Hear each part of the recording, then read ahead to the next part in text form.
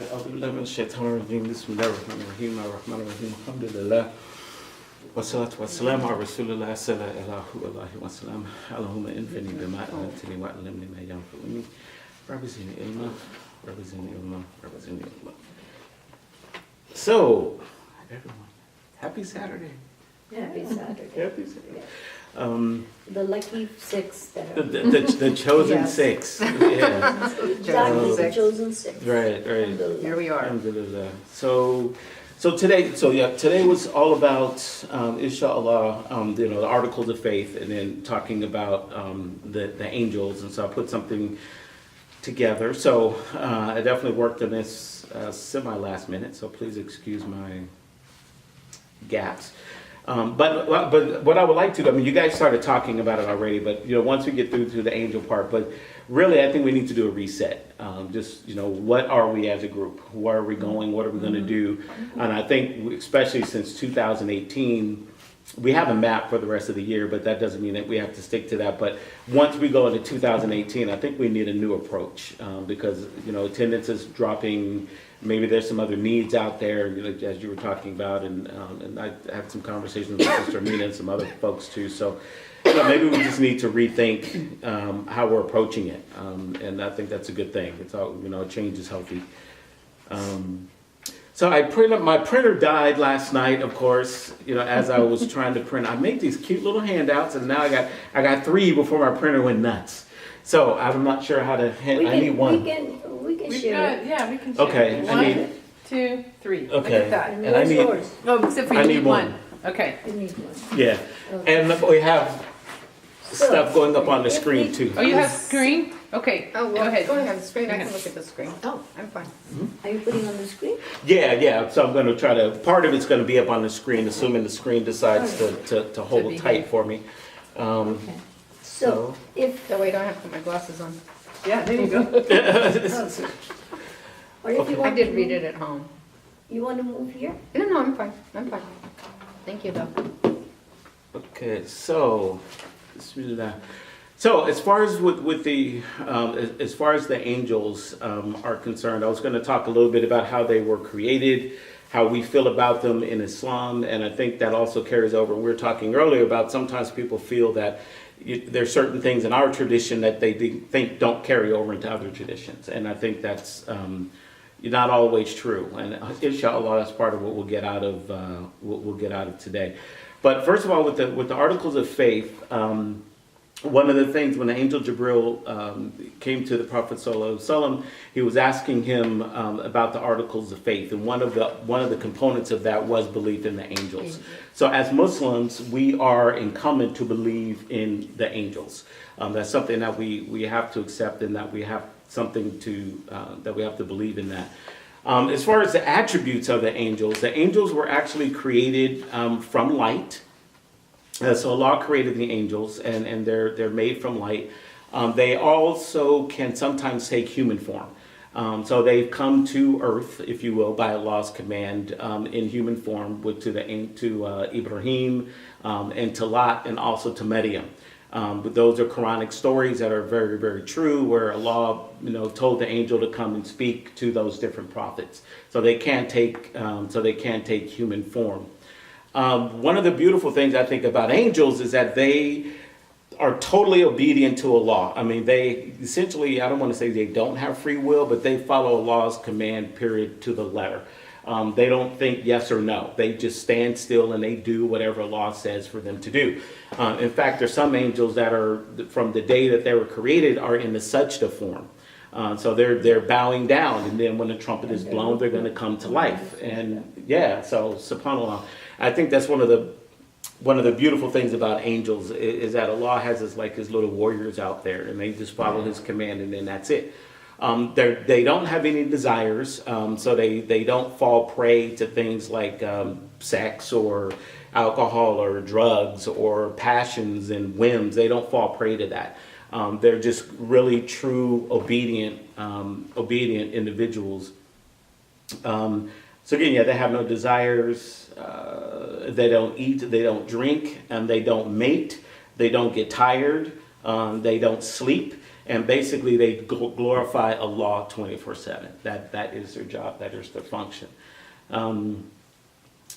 So a little, sometimes when we talk about the angels, we think about the jinns as well. So I kind of wanted to touch on that. And there was a story that Omar Suleiman had shared where he was saying that the angels were created first. So that was Allah's first creation, was the angels. And because they were obedient characters. And then he created the jinn. And the jinn were put on earth. And then the jinn were flourishing on earth and everything was cool and everything was fine. But eventually the jinn got really, really, really disobedient. They started to not follow Allah's command because they had a little more free will than the angels had. So then Allah sent down the angels, and there was actually a war and a battle between the angels and the jinn. So of course we know who won that battle. It was the angels, and a lot of jinn were actually killed and then pushed towards the outskirts of the earth, although it's round, but still they were pushed to the outskirts of the earth. So then at that particular point, and Iblis, and there's different narrations of his particular story, but Iblis was actually an obedient servant. And then when Allah asked, after the jinns lost the war, when Allah asked Iblis to go ahead and submit or bow to Adam, and we know that story, that's when he said, no, I'm not going to bow down. I'm not going to submit myself to Adam. And that's when he started to question Allah and saying, well, you sent other beings to earth that were disobedient. Well, that's how we know that story, because it was the jinn. That's how the jinn were able to say that, because the jinns were the ones that were here first. And so that's how, because I've always wondered about that. How do they know to say that question or ask Allah about that? And that's because the jinns were here first and they were disobedient. So the jinns are still out there, and they can whisper to us. They can't control us, but the jinn is a whole other conversation. But that's sort of a bridge crossing between the angels and the actual jinn. So there was a war, and there was a battle between those two. So as far as the angels, there are like 10 angels that are extremely popular. And these are the ones that we all should know about. And there's many, many, many, many jinns. So don't let me isolate it down to just these 10. There's a ton more. But these are the 10 that are extremely important for us to know about. And one of the things I also feel that is beautiful about the angels is that they have a job. They have a function. They're not just there floating around, fluttering, like doing whatever. I mean, they have a task and they have names. So I wanted to touch on briefly the top 10. I'll call it, I guess it's David Letterman language. We'll touch on the top 10 angels, inshallah ta'ala. So we have Jibril. And Jibril is one of Allah's, favorite angels. And part of the main function of Jibril is to reveal the books and Allah's law to the different prophets. So Jibril had talked to Muhammad sallallahu alaihi wasallam, and that's how we actually got the Quran. And Allah also used Jibril to talk to Jesus and Isa alayhi salam and some of the other prophets and Musa. And that's how we were able to get some of the books that we have. And Jibril is known to have Jibril actually took a human form when he talked to Mary, when Mary was about to give birth. There was a guy that walked up on Mary, and she was in pain because she was about to give birth. And she was saying some things, and then there was a conversation between two people, and I'm just giving you the short version of a long story. But that was actually the angel Jibril who talked to Mary, who kind of settled her down and actually gave her pointed out to some food and water to drink while she was giving birth. So I figured if the Lord sent Jibril to Mary, that obviously Jibril is a special person. She was sitting under a date tree. He said, just hold the date tree and shake. If any man tries to shake, no matter how strong he is, they cannot shake the date tree. Right. But she did shake the date tree, and the dates fell, and she ate those. And some water, and there's a little stream. Yeah. Yes, a little stream, that came by, and so Jibril, he's known to be very, very big, but he's also known to take human form. Then we have the angel Israfil, and he's the one who's actually going to blow the trumpet. So on the day of judgment, he's going to blow the trumpet once, and then that's when all of creation just withers away. Then he's going to blow the trumpet again, and that's when everything is raised up. And so it's been said that he's actually standing there now, just holding his trumpet. He's not ready to blow. He's ready to blow. He's not moved. He's just standing there, ready to blow. I would love to see him, just standing there. With his No, little- don't say that. No, I wouldn't. Yeah, but- You just imagine, but don't Okay, say I would. want to I say it. imagine That would be Israfil. very near. Yeah, I imagine Israfil just standing there ready to go. The next one is Mikael, and he's the one who actually brings us or provides us with our sustenance. Although everything is done by Allah, so I don't want to confuse that at all. But Mikael is one that actually brings us our sustenance, and our sustenance is actually written for us at birth. So Allah already knows what we're going to get, what we're not going to get. We just don't know. We get caught up getting confused and worried and stressed out about that. But Allah knows, and Mikael is the one who's going to bring it. And also Mikael is the one who actually brings the rain as well. So he works with the weather. So when I read that, Weatherman. He's a weatherman, yeah. And I thought about the hurricanes in Florida, and I thought about Mikael, and I thought about what kind of conversation is going on there. Obviously Allah is in control of everything, but Allah, Mikael, and these hurricanes and everything going on, the weather patterns, it just really humbled me and made me think more about Allah's power and what he can do. Israfil, the one we may not like, but we all got to see him, is the angel of death. He's the angel that is going to come to us and take our soul from our body. We cannot like him, but at the same time, death is inevitable. So we should embrace him and we should like him, and him or her. Angels don't have a gender. I said that, I should have mentioned that earlier. Angels don't have a gender. Some feel angels are female, some feel angels are male, but they have no gender. And Israfil is an angel of death, and Israel. Israel. What else? Israel. I said Israfil, didn't I? Yes. Israel, thank you. Israel. I've read the book of being Israel, actually. I think is part of where that connects to. But Israel, people often think that angels are beautiful and jinn are ugly, and that all angels are beautiful. But it's also been said that depending on how you live your life is going to determine what your angel looks like when your soul is taken from you. So if you've had a good life, there's different hadiths that talk about how people were on their deathbed and they saw the angel, they saw beautiful faces. So that's a beautiful angel, right? But then there's others that are on their deathbed and say they saw these really not so beautiful looking beings. So clearly how one lives his life is going to determine whether that angel is beautiful or ugly to you. So may Allah grant us all beautiful angels, inshallah, on that final day. And then we go to Can I add something to Israel. Israel? Inshallah, please. Israel. Israel. Hazrat Israel. Israel. Yes. That when God was giving responsibilities, Allah subhanahu wa ta'ala was giving responsibilities to the angels, and this was the last one that was given to Israel. He said, Allah subhanahu wa ta'ala, I accept what you're giving me, but nobody would call me with a good name. They will all say, oh, Israel, who's going to make us die and give us death and all that. So Allah subhanahu wa ta'ala said, don't worry about it. Nobody will blame you. And now what do we say? The doctor did this, the drunk driver did this. We don't say the angel. Or the cancer did this. Right. We never ever say Israel. Alhamdulillah. Yes.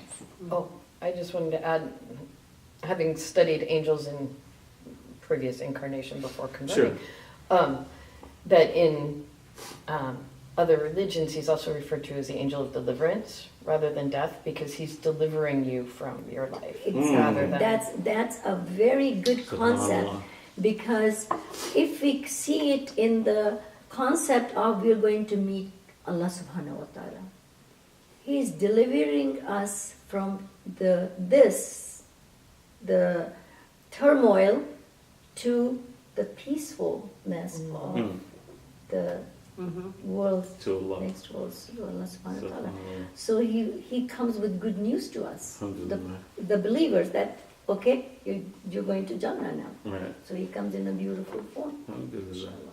Yeah, and I like the deliverance too. That's pretty good. I like that. Yeah. I remember Yeah. that. Yeah. Yeah. I just remember it as Angel of being, deliverance. Right.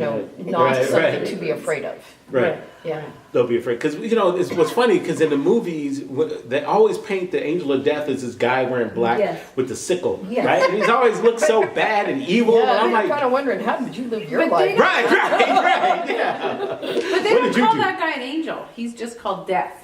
That's true. Death. I don't That- think I've never seen him talked about as an angel in that form. Have you?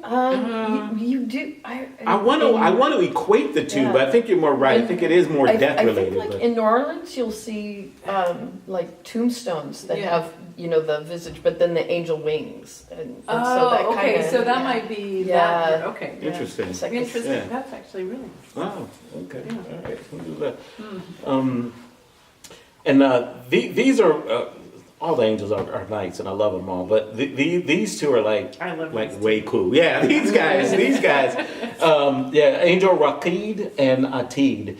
And these are the angels that actually sit on our shoulders. And so Raqid is the one that sits on our right shoulder, that writes down our good deeds, and Atid is the one that sits on our left shoulder, writes down our bad deeds. So there's an ayat, and I'm not even going to try to quote it, but that talks about on when we die, we're going to be handed our book of deeds, and that is a record or an account of everything that we've said, everything that we've done throughout life.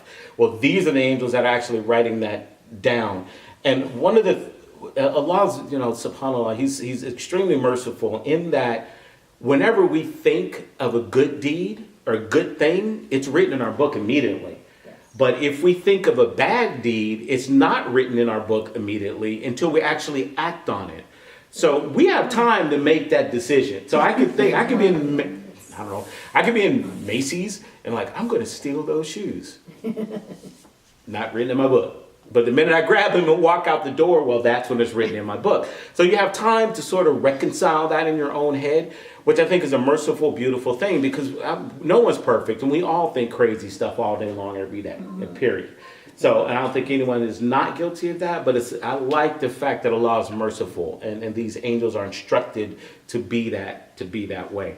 So I just want to open that up and see if anybody else had any feelings, because these angels are way cooler. than Well, Yeah. these are the two that we greet at the end of our prayer. True. And I love, and when I bring people here for the prayers, to see the prayers, that's the part that they just so are enamored with, is the, greeting at the end. And that, is that concept in Christianity? I don't, I wasn't raised. There's to know. passing the peace, Yeah. where you would greet your neighbors and wish them peace, Right. but there's no Greeting of the there's no angels. greeting of the You need to angels change it. as Yeah. far as I know. On number 6, you have Yeah. it saying that it says good deeds also. Do I? Yeah. Okay. Love shall Thank should you. be. Oh, yeah. I like your presentation, but good. You're Well, catching. thank you. She's reading. That was actually, I did that on purpose to make sure. Well, I actually caught it in Nice. I actually caught it in the email, but Did you? it's still there, yeah. Oh, and I actually had angels misspelled in another email. Yeah, you did. Yeah. So me, Yeah. that's at midnight working. Yeah, that's that copy and That's paste catching right. up. Yeah. That's called coffee and midnight. Yes. So. Yeah, so those are would anyone have anything else they want to say about those I guys? think Hazrat Aisha radiallahu ta'ala anhu sent a little note with the maidservant to one of the other wives that she could hear, because all the houses of the wives of the Prophet sallallahu alaihi wasallam were nearby, so they could hear each other if they're talking. So one of the other wives were visiting and they were talking, so she sent a little note that let Atid rest. Oh, So when they're talking, let him rest now. Nice. That was such a beautiful way of sending a message. Okay. right. Oh, that's So after Isha, you should let him rest. Let him rest. Let him take a nap, because he's writing. Wow. Yeah. Runs it. That's Wonderful. funny. I also I like was that. subhanAllah. That's very nice. Oh, It's a nice way of. Those were Yes. such beautiful. That's why they were chosen to be the prophets. Right. Yeah, Right. yeah. Alhamdulillah. I remember that. Yeah. Yeah, that's Yeah. That's a good one. Yeah. No, we say shut up. Right. Now it's a whole different thing now. Yeah. Shut up, just Right. one word. Right. Well, the next two angels are two other cool ones, Munkar and Nakir. These are the angels that are going to ask once we die and we're in our grave. Angels are going to come to us and ask us three questions. You know, who is your Lord? What was your religion? And who is your prophet? So those are three questions that they're going to be asked when we're in the grave. And so these are the two that's going to ask those questions. Now, in my reading, and one thing I was digging, I couldn't find which one is going to ask which question, or whether one asks all three, or I don't even know if it's that important. But when I was reading, because it just was popping up in my head, and I couldn't find that answer. But nonetheless, these are the two that are going to be there, huh? I didn't read it anything also. Yeah. Only that these two, to the person who is a believer and knows his answers, and when he's put in the grave, his grave will enlarge. Expand. And when the Munkar Nakir come to him, they will be in the form of a beautiful of men. But the same Munkar Nakir, when they come to a person who is very sinful, or they will be in a very bad shape. They won't look good. Yes, Yeah. he will be very afraid of them. Or they will appear to be to this person who's only afraid of Allah subhanahu wa ta'ala. These two Munkar Nakir will appear to him. I'm not afraid of you. Right. I know everything. I'm afraid of my Right. Allah. Yeah. So these two versions were given Sure. by the scholar. And that's where it comes back to that's a whole angel can be beautiful or ugly thing, Okay. because depending on how you live your life. And one thing I did that I thought was kind of cool when I was reading about these two was it's not only your question, how you answer, but your life. So, you could live a crazy life and then just say the right thing, right? When you're in your grave. Well, that doesn't quite do it. Because one thing I heard one sheikh say that it's like these angels are like knowing the questions on the final before the class starts, right? Because that you know the questions, so you can hopefully live your life right so that you answer those no correctly. multiple choice But questions there. right, not multiple choice. But it also comes back to how we lived our lives. I mean, if we walking around doing harmful, hurtful things, and then we try to lie to these angels on that day, may Allah protect us from that. That's not a place we want to be. Even though we know the answers, we still have to live. We still have to be responsible and live a good life.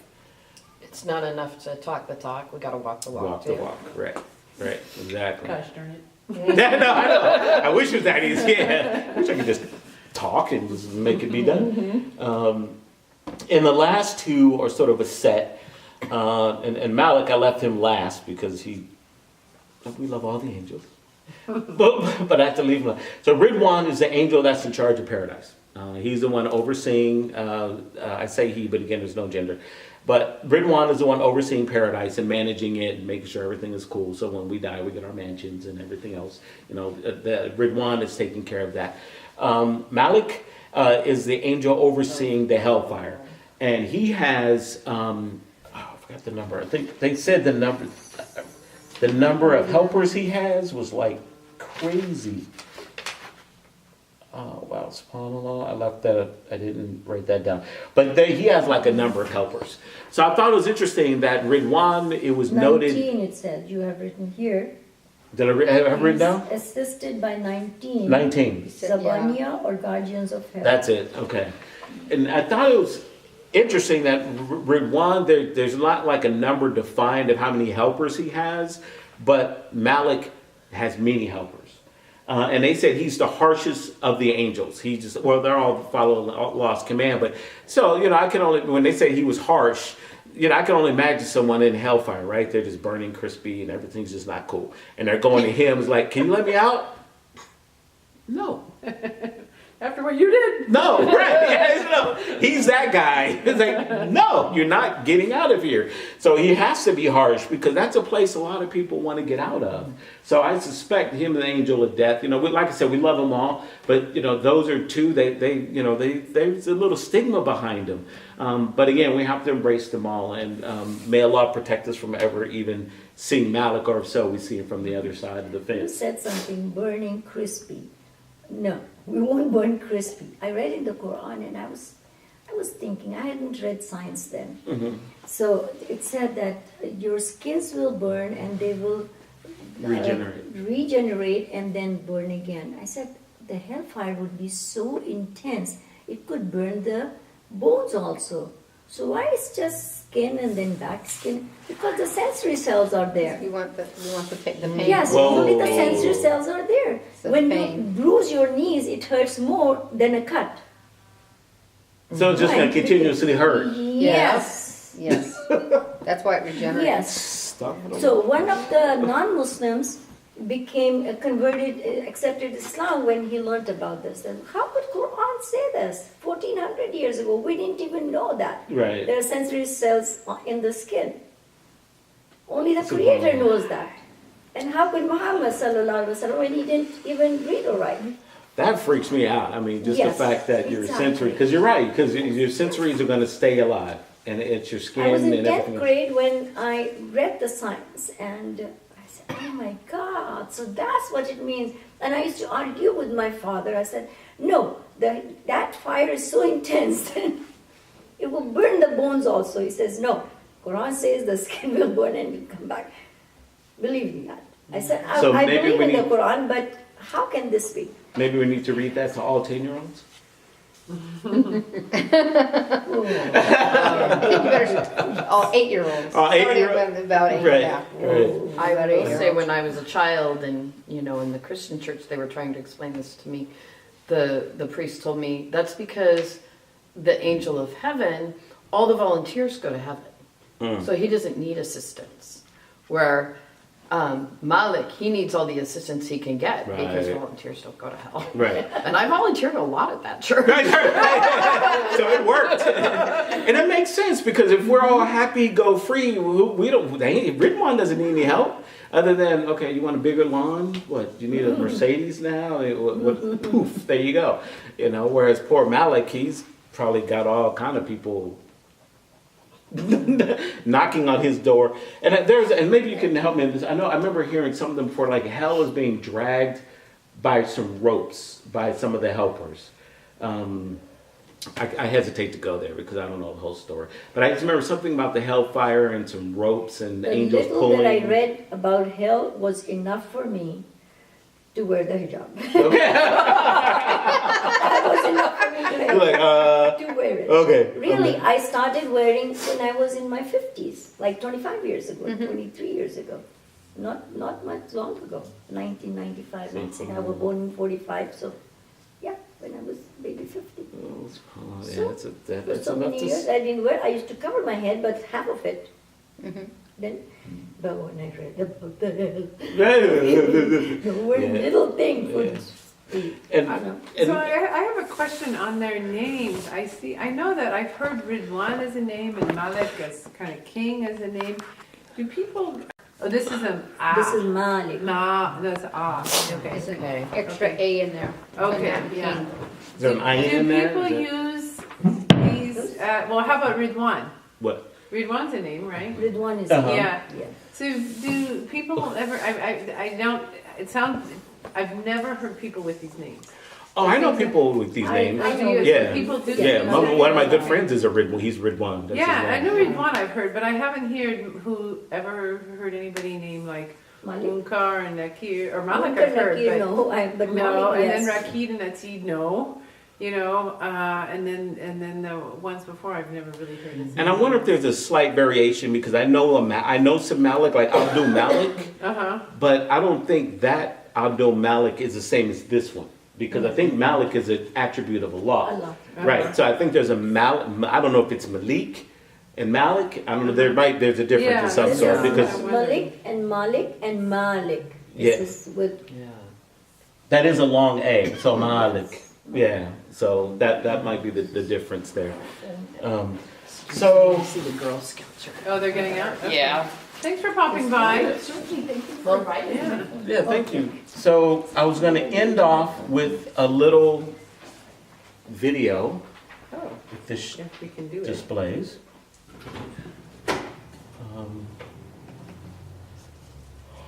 Okay, so some of the research I had done on this was, reading different things, but there was one imam in particular, Umar Suleiman, and I'm sure some of you may have heard of him, but he's out of Texas.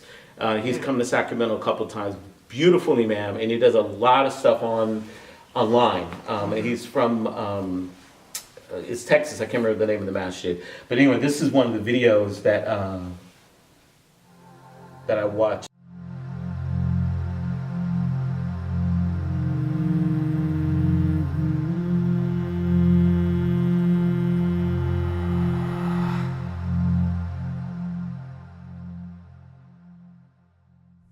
There's a very famous incident where the Prophet ﷺ was sitting with Abu Bakr as-Siddiq radiallahu ta'ala anhu, and a man came and he started to insult them.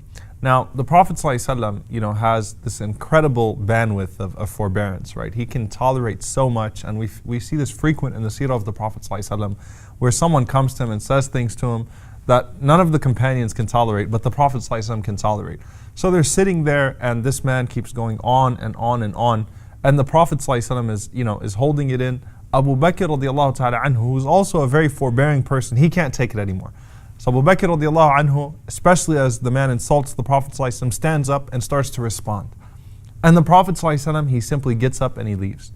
Abu Bakr goes to the Prophet ﷺ after that, fearing that he offended the Prophet ﷺ and Rasulullah ﷺ. He says that before you spoke, Allah subhanahu wa ta'ala sent an angel that was to respond on our behalf. As soon as you started to defend us, the angel went away, and a shaitan came and sat there instead. A devil came and sat there instead, and the Prophet ﷺ said, I did not want to sit in the presence of that devil, in the presence of that shaitan. Now subhanAllah, what that teaches us is there are certain things that offend the angels, certain things that make them go away. Now the angels that write, they're not going anywhere no matter what you do. They will write down every curse word, every nasty thing that you say or do, and though it's offensive, they will write it because they have to write it. But there are other angels, angels of mercy, the ones we've been talking about, that come when you do dhikr, when you remember Allah, when you do tahara, when you do wudu, when you pray. Those angels will go away from you, and instead they would be replaced by shayateen. So it's important for us to think, what are we doing to offend the angels as well? What are we doing to send them away? What are we making the ones that have to write down? And aren't we ashamed of that? And so subhanAllah, we find anger and foul language and sin and all of these different forms of corruption and disobedience. They send them away. Not only that, but the Prophet ﷺ mentioned that there are things that physically repulse the angels as well. And particularly, the Prophet ﷺ taught us not to eat garlic or onion before we come to the masjid. One of the biggest lost sunnahs of the masjid is good breath, using the siwak before the prayer, brushing your teeth before the prayer, having good breath, right? And the Prophet ﷺ, he instructed us, and he said sallallahu alaihi wasallam as well, إِنَّ الْمَلَائِكَ يَتَأَذَّى مِمَّا يَتَأَذَّى مِنْهُ الْمُصَلُّونَ. That look, even the angels are affected by that which affects those who pray. The angels also don't like bad breath. They don't like to smell that garlic or that onion. Rasulullah ﷺ said not to spit to your right side when you pray because there's an angel that would be there. So you don't want to harm them or offend them. You can't physically harm them, but don't do anything to offend them. Now, even on the spiritual side of this all, there's a very beautiful statement that's attributed to Sufyan al-Thawri, rahimahullah ta'ala, that he was asked, how do the angels know that a person intends a good or an evil deed? Because obviously there are certain things that Allah subhanahu wa ta'ala alone has access to. So how do they know when a person intends good or evil?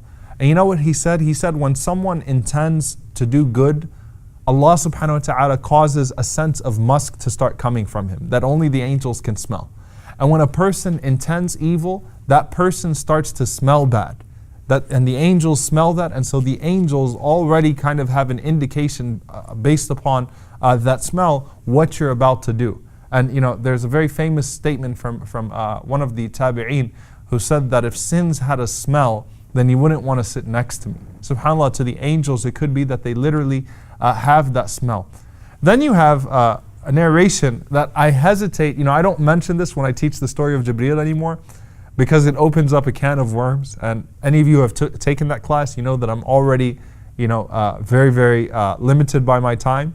And by even saying that narration, I open up so much and just people get confused for the rest of the night.